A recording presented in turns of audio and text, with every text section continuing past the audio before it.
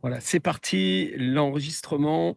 Alors, deuxième jour de jeûne et prière et d'enseignement de la parole. Et bonjour à toutes et à tous. Salutations aux 12, au 144, au 1728, au 70, au 70, des 12, et ça se multiplie jusqu'aux extrémités de la terre. Amen. Et on continue cet enseignement que nous avons commencé hier.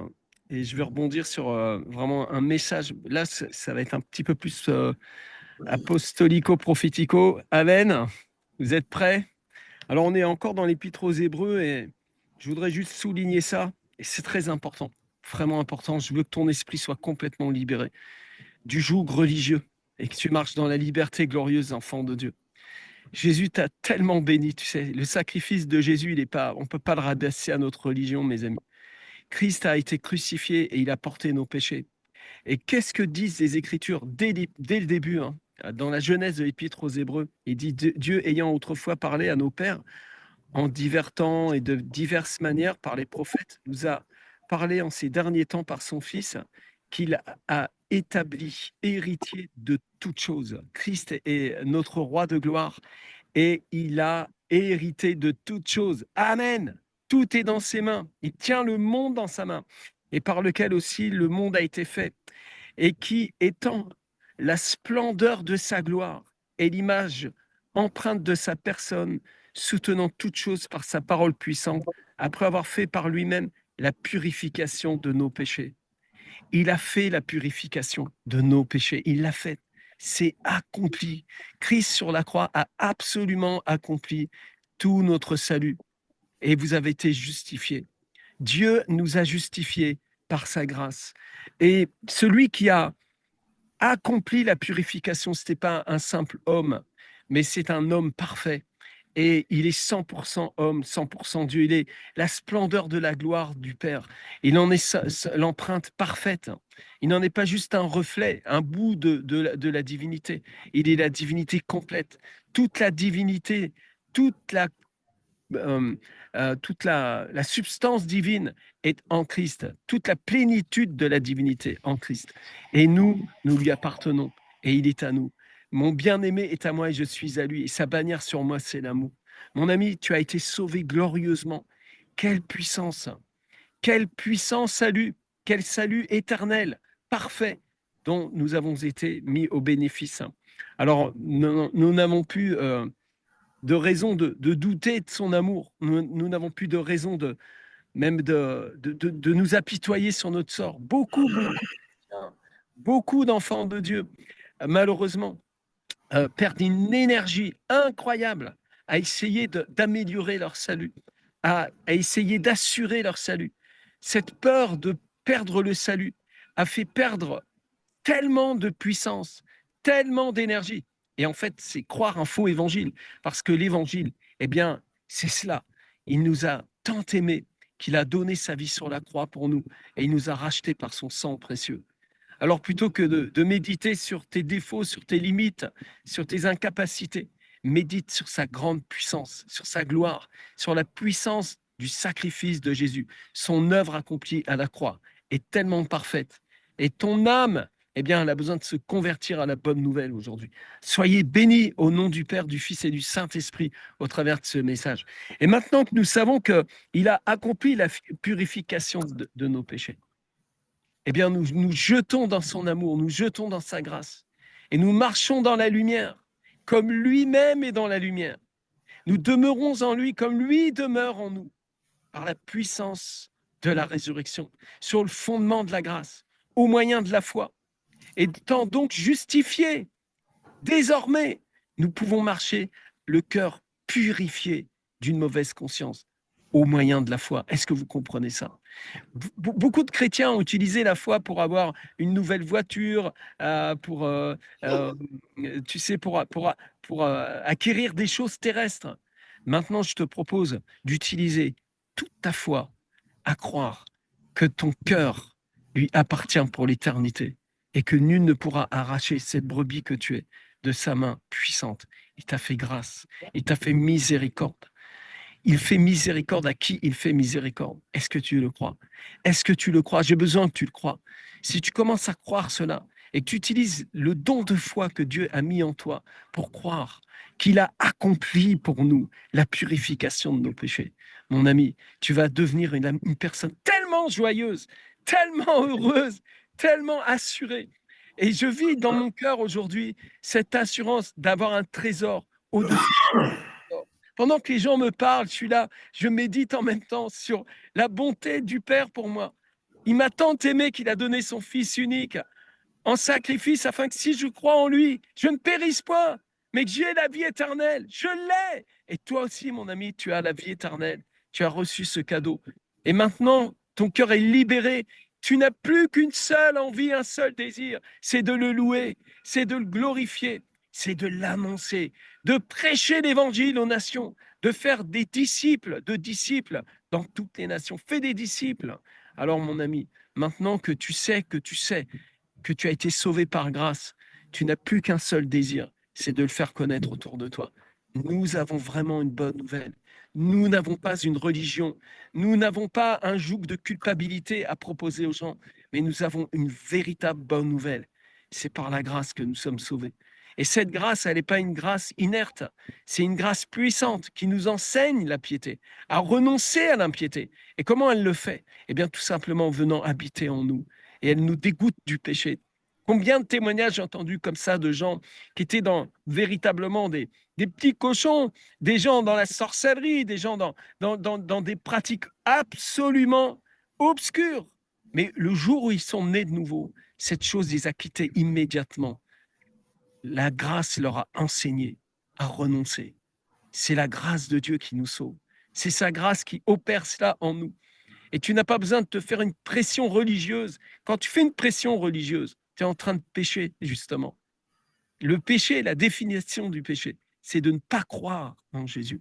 Et beaucoup de chrétiens qui sont assis dans nos églises, là, dites évangéliques, eh bien, ils ne croient pas en Jésus. Ils mettent leur confiance dans leur propre religion, dans leur propre pratique religieuse. Nous ne sommes pas en train de jeûner pour essayer d'améliorer la grâce de Dieu pour nos vies, mais nous avons mis un temps à part pour préparer nos cœurs pour une rencontre avec celui qui a payé le prix pour nous. Il a vaincu pour nous. Il est celui qui nous a donné la victoire complète, qui est celui qui est le vainqueur, qui est celui qui triomphe du monde. C'est celui qui croit que Jésus-Christ est le Fils de Dieu. Amen. Et qu'il a un Père, et que ce Père, c'est notre Père. Oh, notre Père qui es aux cieux, que ton nom soit sanctifié, que ton règne vienne, que ta volonté soit faite sur la terre comme au ciel. Et donne-nous aujourd'hui ce pain vivant, ce pain de gloire, cette révélation de la grâce de Dieu, cette grâce puissante. Oh, Jésus est vivant, il a vaincu la mort pour nous. Il est le chemin, il est la vérité, il est la vie. Et nul ne vient au Père que par lui. Christ, lui, il a été prédestiné afin que nous soyons en lui prédestinés. Amen. Alors maintenant que nous savons ça, je veux basculer sur cette partie du message que j'ai pour vous aujourd'hui. J'ai une bonne nouvelle. J'ai une très très bonne nouvelle. Tu vas aller dans Matthieu au chapitre 28 avec moi, tout à la fin du chapitre. Et Jésus, là, il est ressuscité. Il est avec ses 11. Et quand il regarde des millions, il te voit. Il te voit. Il nous voit là en train de partager sa parole, d'annoncer la bonne nouvelle. Il nous voit au travers de ces 11 et il leur dit, allez, maintenant vous savez, il va se produire un truc extraordinaire. Je vous envoie. Je vous envoie avec cette puissance. Je vous envoie avec cette grâce-là. Et vous allez aller dans le monde entier. Allez. Et Jésus s'approchant leur parla et leur dit, à partir du verset 18, toute puissance m'est donnée dans le ciel et sur la terre. Est-ce que vous le croyez? Je veux que tu crois ça. J'ai besoin que mes disciples croient avec moi. Si quelques-uns au milieu de nous croient cela, si vous êtes assemblés 2 ou 3 en son nom, en croyant cela, nous allons expérimenter le véritable évangile de Jésus-Christ. Et il dit, allez, et il leur dit, allez donc et instruisez toutes les nations, les baptisant au nom du Père, du Fils et du Saint-Esprit. Amen. Il dit, allez, faites de toutes les nations des disciples, faites des étudiants, des hommes et des femmes qui vont étudier à propos de cette réalité de la grâce de Dieu, de cette réalité du royaume de Dieu. Je vous envoie faire des disciples. Je vous envoie avec la puissance de mon nom. J'ai reçu. Quand il dit, il s'approche d'eux, il dit toute puissance m'est donnée. Il n'est pas en train de se péter les bretelles. Regardez, moi j'ai la puissance. Hein. Non, non. Quand il dit ça, il donne le fondement de la mission. Il y a de la puissance dans le nom de Jésus. Il y a de la puissance dans la grâce de Dieu. Il y a de la puissance dans l'esprit par lequel je prêche aujourd'hui. Au nom de Jésus, recevez cette révélation parce que vous l'avez. Vous avez Christ en vous, l'espérance de la gloire. Vous avez ce revêtement de puissance. Vous qui avez reçu Christ comme Sauveur et Seigneur, l'Esprit Saint est en vous. Et vous avez reçu le revêtement de puissance par le baptême du Saint-Esprit. Vous avez ces choses-là. Vous l'avez en vous. Christ en vous est en train de régner. Christ en vous est en train de se manifester. Et il est au milieu de nous. Il l'a dit, là, vous êtes assemblés 2 ou 3 en mon nom. Je suis au milieu de vous. C'est cette grâce que vous êtes en train de ressentir. Plusieurs, vous ressentez comme une dimension de gloire qui est en train de souffler dans l'endroit où vous êtes. La présence de l'Esprit en train d'élargir votre cœur. Tout d'un coup, votre cœur bondit de joie. Tout d'un coup, votre esprit se saisit de la vérité, de la réalité, parce que Dieu cherche des adorateurs en esprit et en réalité, en esprit et en vérité.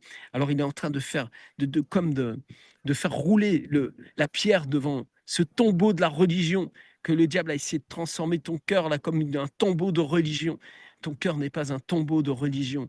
Ton cœur est l'écrin où l'Esprit de Dieu est venu habiter, où Christ en toi par la foi habite. Et l'apôtre Paul priait pour ses disciples. Il priait que leurs yeux, les yeux de leur cœur, les yeux de nos cœurs soient illuminés et que nous ayons cette révélation. Oh, que Christ habite en nous par la foi. Il habite dans ton cœur. Il est réel, il est puissant. Et il a dit, j'ai reçu toute puissance. Toute puissance m'a été donnée au ciel, sur la terre. Moi, je ne vous envoie pas avec une caisse à outils, un bout de scotch et un couteau, là. Je vous envoie avec la puissance du ciel, la puissance de la résurrection. Puis quand tu ouvres ta bouche et que tu prêches et que tu enseignes à tes disciples, ils sont bénis par cette onction, par C'est cette marrant, grâce, c'était le sujet de SPPA hier. puissance de la résurrection.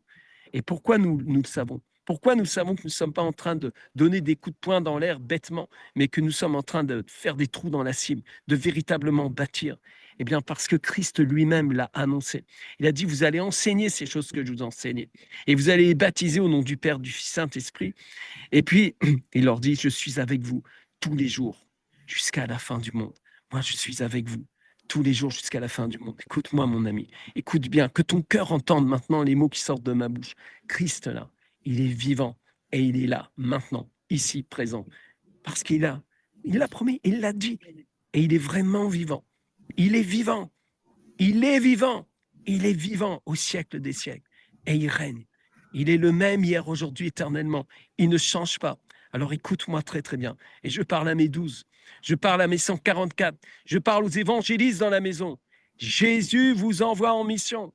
Tu es en mission de puissance, en mission de puissance et de réconciliation, en mission d'annonce de l'évangile. Ne crois pas que tes petites activités sur TikTok, ton petit message, ta petite vidéo, ton petit partage, ton petit blog, tout ça c'est petit et ça n'a aucun impact. Ne crois pas les mensonges du diable. À chaque fois que tu parles de Jésus à quelqu'un, à chaque fois que tu annonces la bonne nouvelle à quelqu'un, oh mon Dieu, oui, amen, les 1728, je les ai annoncés au début, Pasteur Paul. Et chacun d'entre vous, vous êtes des personnes qui êtes concernées par ce puissant message de l'Évangile. Oh, la grâce de Dieu. Oh, le puissant nom de Jésus. Oh, le sang de l'agneau, le sang de Jésus, les 7 versements du sang. Alors, je vous bénis avec ce message ce midi et je prie vraiment que eh bien, ça perce vos cœurs, ça fasse sauter les verrous, la religiosité, la religion, l'incrédulité. Vous savez, le plus grand péché d'incrédulité, c'est de refuser de croire à la grâce de Dieu. Amen. Commence à t'appliquer maintenant ce message à toi-même. Applique-le. Annonce la bonne nouvelle à ton âme. Elle a tellement gémi pendant des années pour certains dans la religiosité, dans la culpabilité, dans des mensonges diaboliques. Aujourd'hui, j'ai une bonne nouvelle pour ton âme. J'annonce à ton âme la délivrance. J'annonce à ton âme la libération par la puissance du Saint-Esprit. Au nom de Jésus, nous nous préparons pour une rencontre à la convention. Et on va avoir une rencontre avec le Seigneur. Et le Saint-Esprit va déverser de façon extraordinaire l'amour du Père dans les cœurs. Beaucoup de gens qui sont blessés, qui ont été abusés, qui ont été abîmés. Et vous savez, les abus, ce n'est pas forcément les abus sexuels, hein. C'est les abus du mensonge, les abus des fausses doctrines. Quand ton esprit a été abusé par des fausses doctrines, quand ton esprit a été abusé par des fausses doctrines, c'est terrible. Et tu as besoin de guérison, de restauration. Tu es dans des sectes. On a appelé ça des églises. C'est faux. C'était mensonger. Vous avez besoin de guérir, que votre cœur soit libéré complètement par la puissance du Saint-Esprit. Au nom de Jésus, je finis ce message. Juste 20 minutes de bénédiction. Et vraiment que, eh bien, la grâce de Dieu puisse... Quelqu'un qui essaie de m'appeler en même temps, que la grâce de Dieu vraiment se déverse sur vous dans la puissance du Saint-Esprit, au nom du Père, du Fils et du Saint-Esprit. Seigneur, je prie maintenant que mes disciples soient embrasés et tu prépares nos cœurs, Seigneur, pour cette grande moisson. Et nous ne travaillons pas juste pour un petit ministère terrestre de quelques années. C'est tellement ridicule. Nous travaillons pour des générations. Nous sommes de cette trempe de ces hommes, comme l'apôtre Paul, qui déclare aux Éphésiens, dans au chapitre 3, versets 20-21. Or, à celui qui peut faire par la puissance qui agit en nous infiniment au-delà de tout ce que nous demandons ou pensons, à lui soit la gloire en Jésus-Christ et dans l'Église, dans toutes les générations, au siècle des siècles. Amen et Amen.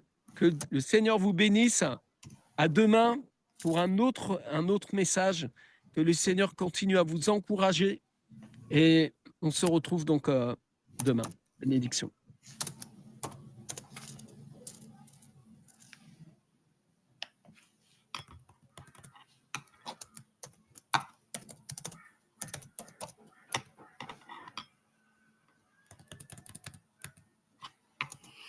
Salam, bonne journée. À demain. Allez, excellente journée à tous. Soyez bien. Shalom à tous, soyez bénis. Merci.